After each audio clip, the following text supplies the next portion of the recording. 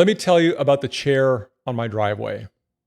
Back around 2018, we had set up a little outdoor spot on our driveway next to the house. A couple of chairs, an umbrella, a place to sit with a cup of coffee and a book. We called it the Driveway Cafe, and it sounds charming. But back then, at least for me, not so much. I remember one morning, it was gray and cool out. The street was quiet, and I was just gone. I was slumped in that chair, my coffee going cold in my hand, staring at nothing, wishing that I could sleep and maybe not wake up for a while. My work was up in the air. I'd walked away from a corporate job years before to homeschool my son, but I wasn't really doing that anymore either. I started coaching, but was drowning in imposter syndrome. I was worried about my kids' health, about money, about a future I couldn't even picture. In public, I could still put on the mask. I could still be socially functional. But at home, I was checked out. I was running on empty. I was treading water and getting pretty worn out. Now, I'll be honest with you because I don't want to talk to you from some comfortable distance. It was about as dark as it gets before a person starts thinking about very real, very permanent ways out. I stayed in that dark longer than I needed to, partly because I didn't know there was a way out, and partly because I was too ashamed to admit how bad it had gotten.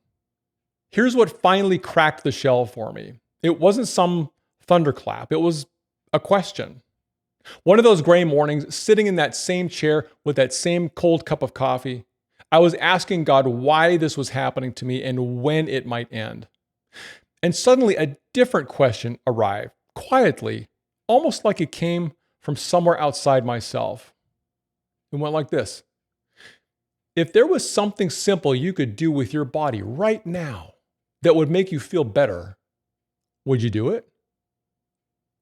That was it. That was the whole thing.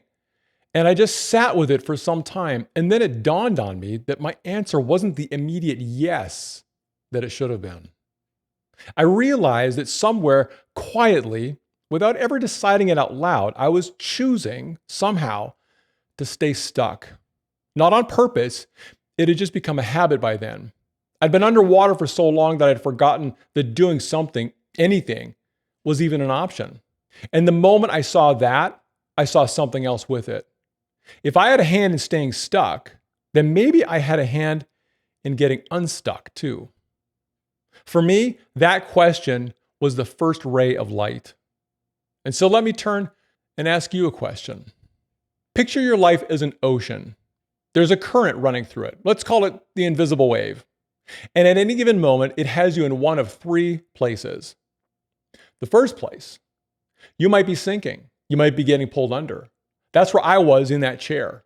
You're not drifting lazily. You're going down, thrashing as hard as you can, maybe feeling like you're about to drown. And somehow it just keeps getting darker.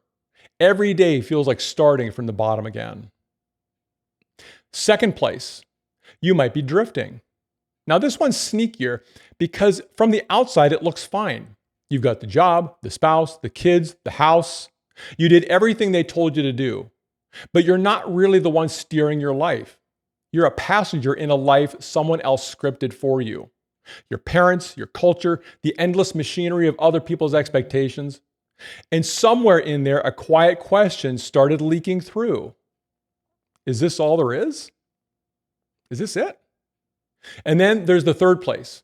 You might be propelling, actually moving, not because the water got calmer, but because you finally picked a direction and started paddling toward a future you chose on purpose. Here's the thing most people miss. Sinking and drifting feel like opposites. One is agony and one is comfortable numbness, but they're the same disease wearing different clothes. Both of them are a result of a lack of intention. In both instances, the wave decides and you go along for the ride. Only propelling happens because you chose to make it happen. So, before you can go anywhere, you have to answer one honest question. The oldest question, actually. It's the first thing God asks a human being in the whole Bible when Adam is hiding in the garden. You ready for it? Here it is. Where are you? It's not how are you doing? It's not what have you accomplished? Where are you? Are you sinking, drifting, or propelling? You can sit with it for a second if you want, but I think you already know. Now, if you're being pulled under or quietly carried along, I want to tell you something that took me years and a lot of that darkness to understand. Your suffering is not the problem. Now, I know how that sounds, but just stay with me. In my book, there's a scene where a mentor named Sage walks the main character named Seeker over to a chalkboard and writes 2 lines. He calls them emotional equations. And the first one is this: suffering minus meaning equals despair. And its corollary, or its flip side, goes like this: suffering plus meaning equals passion. Look at what's the same in both, right? The suffering, that's the constant. Nobody escapes it. It's built into the human experience, and no amount of money or achievement or vacation buys you out of it. So suffering isn't the variable, meaning is. Suffering with no meaning curdles into despair. That's the whirlpool, working as hard as you can and feeling like it's all for nothing and going nowhere. But that exact same suffering, when it's woven through with meaning, produces something that looks almost like its opposite: passion, a life you actually want to be inside of. And here's the part that turned my whole world around. We get it backwards. We think if we can just feel something intense enough, chase enough thrills, hit enough goals, acquire enough stuff, the passion will show up and make our life mean something. But it doesn't work that way. Passion isn't the engine, passion is the exhaust. It's the after effect of a life that already has meaning in it. Meaning comes first, and passion follows. Which raises the only question that really matters here: where does the meaning come from? Well, it doesn't come from up there. It's not handed down to you from on high. It's not bestowed upon you by your boss or your partner or your bank account or the approval of the room. If you've been waiting for something outside of yourself to finally make your life feel like it counts, believe me, I get it. I waited too, but it's not coming. Meaning is an inside job. Meaning is something you make. That's the most unsettling and the most hopeful thing at once. It's unsettling because it's on you, but it's also hopeful because, well, it's on you, which means you are nowhere near as stuck as you feel. So how do you actually do it? Well, that's the right question. And I'm going to be straight with you. It's a bigger answer than one video can hold. Learning to move from sinking to drifting to propelling, clarifying who you are, what you believe, what you're aiming your life at, and how to make meaning on purpose so your suffering starts producing passion instead of despair. That's the whole journey. That journey is why I wrote my new book, Surfing the Invisible Wave. I walk through the whole process from beginning to end, from the opening where our main character Seeker asks, "What am I even doing here?" all the way through the tools and frameworks necessary to intentionally craft a life so meaningful it imbues his life with passion. And that new book, it comes out this week. In fact, it's being released today. And I'll tell you, it is the map I wish someone had handed me on that driveway back in 2018. Now, I had to wait.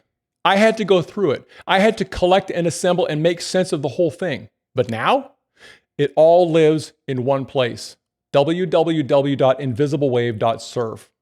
The book is there with links to Amazon and Barnes & Noble and all the rest. There's a free study guide to get you started without spending a dime. And for the person ready to completely retool their life and climb all the way from despair to passion, there's the deep dive online course. We'll be developing more resources and rolling them out in the coming weeks and months to support you on your journey. So please come check it out. One more thing. Maybe you're watching this and it's not you. You're already propelling. You're already going somewhere. And that's awesome. That is genuinely good.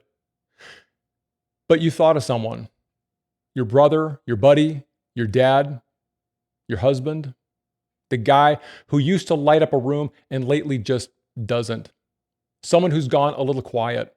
Someone you've got a bad feeling about, treading water in a chair on his own driveway, too ashamed to admit how bad it's gotten. You can't paddle for him, but you can hand him a map, and you can let him know he's not alone out there. Sometimes that's the ray of light we need. Send them to invisiblewave.surf or just share this video with them. So ask yourself, where are you? Because wherever it is, you don't have to stay there.